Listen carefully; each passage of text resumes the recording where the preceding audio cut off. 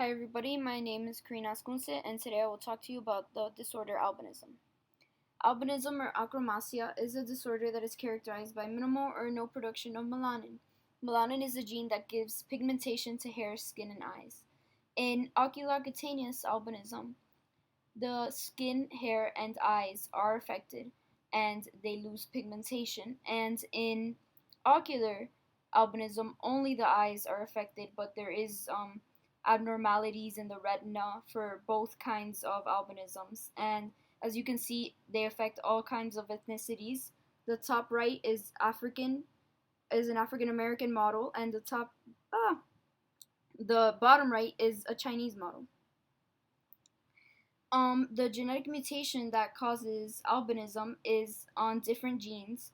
In ocular albinism, it occurs on the X chromosome, so it's more common in males. And in oculocutaneous albinism, it occurs on a variety of different genes depending on the type of oculocutaneous albinism.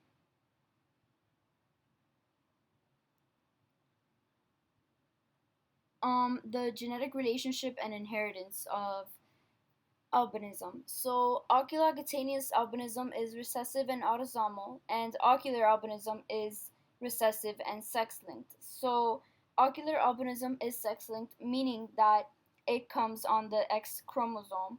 And because it is X linked, it is far more common in males because males have an XY chromosome and females have an XX chromosome. So, if a female receives a defective X, then the other one will probably take its place. But because males have an XY chromosome, they are more affected and they are not really carriers of albinism without showing it.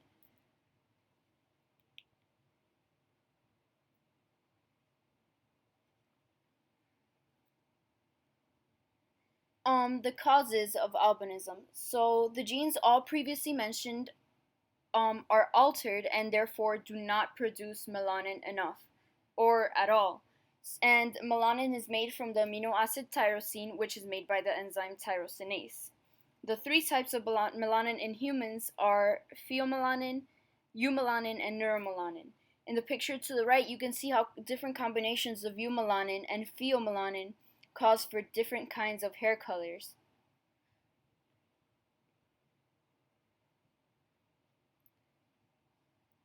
Albinism is detected at birth. It is for ocular albinism, it's very common among males, as previously mentioned, and because of the XY configuration that they have. And in oculocutaneous albinism, type 1 is very uncommon among Africans and African Americans. Type 2 and type 3 are very common among African and African Americans, and type 4 is not common, but it has occurred mainly among people of Japan and the Korean Peninsula. Type 2 and type 4 look very similar, the two types of oculocutaneous albinism.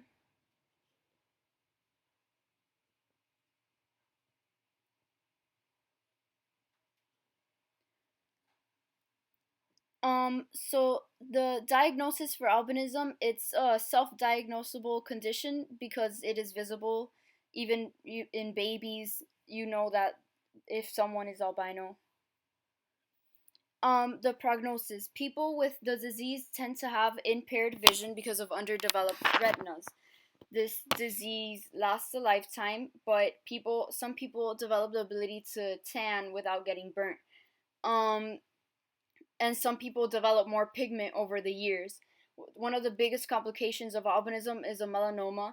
A melanoma is the most aggressive form of skin cancer, and it's very rare among albino people, but they still are more vulnerable than non-albinos.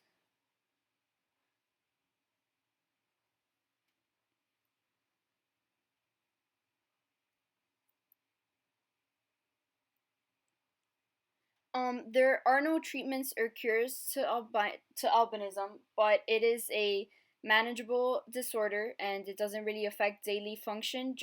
You should protect your skin and eyes.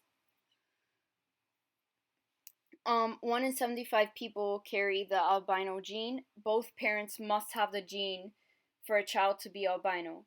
And unfortunately, another fact is that people with albinism have been persecuted in parts of Africa, especially in Tanzania, and they're killed for their body parts for witchcraft rituals, and their body parts are sold.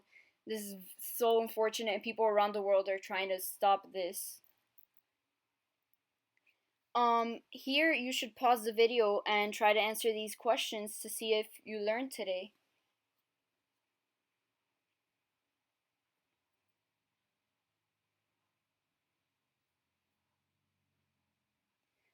Here are the answers to the previous questions.